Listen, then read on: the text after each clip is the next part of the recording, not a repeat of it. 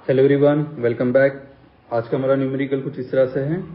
The correct Boolean operation represented by circuit diagram drawn is. तो जैसे हमें यहाँ पे देखो ये सर्किट डायग्राम दी है, हमें चेक करना है कि ये सर्किट डायग्राम कौन से गेट के इक्विवेलेंट है। ओके, तो इसके लिए सबसे पहले हमें चेक करना पड़ेगा कि इसका ऑपरेशन कैसा है। तो देखो हम लोग कंपेयर करते हैं। यहाँ पे दो इनपुट हम लोग लेंगे, ए और बी। जो इस जगह पे देखो ये ए रिप्रेजेंट कर रहा है और ये बी, और output that is Y. Output मतलब यहाँ पे क्या होगा, ये बल्ब। अगर ये बल्ब ग्लो होता है तो आउटपुट हाई है, और अगर बल्ब ग्लो नहीं होता है तो आउटपुट जो है वो लो है। और ये जो 6 वोल्ट है ये मेन पावर सप्लाई या फिर बैटरी हम लोग बोल सकते हैं। तो इस केस में अगर इनिशियली मैं अगर दो इनपुट अगर जीरो ले लेता हूँ, इस केस में मतलब ए और बी की वैल्यू जीरो, मतलब यहाँ पे ये स्विच अगर मैं ओपन अगर रखूंगा और अगर करंट अगर यहाँ से फ्लो हो रहा है तो देखो करंट, क्योंकि ये स्विच ओपन था, करंट यहाँ से फ्लो होगा ही नहीं, राइट। मतलब इस केस में ये भी स्विच ओपन है, ये भी स्विच ओपन है, मतलब ये इनपुट वैल्यू हम लोग यहाँ पे जीरो ले सकते हैं, but still current will flow through this path. और क्योंकि ये यहाँ पे नीचे में ग्राउंड है, ये बल्ब जो है वो ग्लो में होगा। मतलब ये दो ओपन होने के बाद भी बल्ब ग्लो हो रहा है, मतलब दो इनपुट लो होने के बाद भी हमें आउटपुट जो है वो हाई मिल रहा है। क्योंकि मैंने पहले कहा था कि अगर बल्ब ग्लो हो रहा है इसका मतलब आउटपुट हाई है। सेकंड कंडीशन लेते हैं हम लोग 0 1। 0 1 की केस मतलब क्या होगी कि ये स्विच हम लोग ओपन रखेंगे, ये स्विच हम लोग क्लोज कर देंगे, ठीक है। तो फिर से समझो करंट अगर यहां से फ्लो हो रहा है, क्योंकि ये स्विच ओपन है, करंट यहां से फ्लो होगा ही नहीं, और पूरा का पूरा करंट जो है वो कहां से पास होगा, इस बल्ब से पास होगा, मतलब बल्ब ग्लो होगा। इसका मीनिंग ये हो जाता है कि अगर एक सप्लाई मतलब एक इनपुट अगर मैं लो रखता हूं और दूसरा हाई रखता हूं, still we will get a high output, right. Now third case 1 0, मतलब अब हमने क्या किया कि इस स्विच को क्लोज कर दिया और इसको ओपन रखा। मतलब पहला इनपुट हमने हाई किया, दूसरा हमने लो कर दिया। तो अब अगर ये स्विच ऑन है मतलब क्लोज है, और अगर ये स्विच ओपन अगर है, उस केस में भी क्या होगा, यहां से करंट फ्लो नहीं होने वाला है।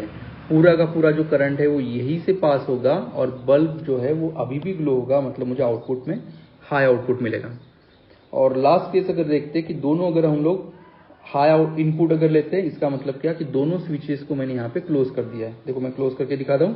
अगर ये क्लोज कर दिए हमने तो अब क्या होगा, करंट के पास अभी दो पाथ है, क्योंकि दोनों स्विचेस क्लोज है। ये एक पाथ है विथ निग्लिजिबल रेजिस्टेंस, और ये एक पाथ है इस टर्मिनल से विथ रेजिस्टेंस आर। और हमें पता है कि करंट जो है ये always prefer low resistance path, जहां से लो रेजिस्टेंस है यहां से करंट पास होता है। So maximum current will flow through this path, और यहाँ पे निग्लिजिबल करंट फ्लो होगा, मतलब ना के बराबर करंट फ्लो होगा। मतलब ये बल्ब जो है अब इस केस में ग्लो नहीं होने वाला है। तो जब दो इनपुट हाई है, बल्ब ग्लो अगर नहीं होता है, तो हम लोग बोल सकते हैं कि आउटपुट हमें जो है वो लो मिल रहा है। तो इस तरह से ये ट्रूथ टेबल हमें मिल जाता है। अब अगर हम लोग कंपेयर करते हैं इस ट्रूथ टेबल को, तो ये नैंड गेट के साथ इक्वल होता है। अब जिनको नैंड गेट के बारे में आइडिया नहीं, मैं बता देता हूँ। देखो नैंड गेट हम लोग इस तरह से ड्रॉ कर सकते हैं, ये रहेगा एंड, और उसके सामने हम लोग लगाएंगे not gate, that is a NAND gate, ठीक है। ये पहला जो है ये एंड गेट है, और ये दूसरा जो है ये नॉट गेट है। दोनों को कंबाइन करके होता है नैंड गेट।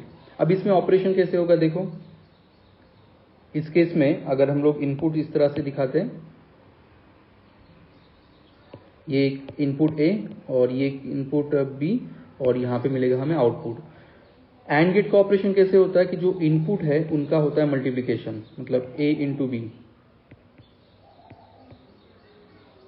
राइट।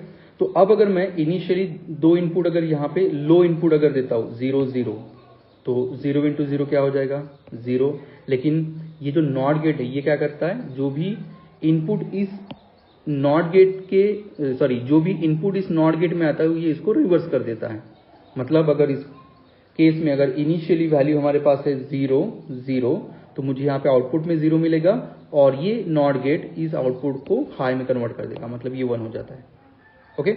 सेकंड, अगर मैं एक इनपुट लो और दूसरा हाई अगर दे रहा हूं, तो जैसे यहां पे देखो ये पहला इनपुट हम लोग लो दे रहे हैं और बी जो है वो हाई दे रहे हैं, मतलब 1। तो फिर से 0 इंटू 1 क्या होगा 0, और जब ये नॉट गेट से पास होगा तो ये फिर से इसको हाई कर देगा, मतलब ये 0 और 1 को फिर से 0 अगर मिलता है मुझे इस जगह पे, इसको मैं y डैश बोल देता हूँ, ये y डैश है और ये y है, तो ये नॉट गेट इसको फिर से हाई कर देगा।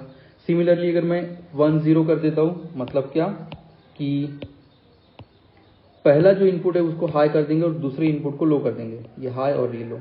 तो फिर से 1 इंटू 0 0, और नॉट गेट इसको उल्टा कर रहा है, मतलब 1 मिल रहा है।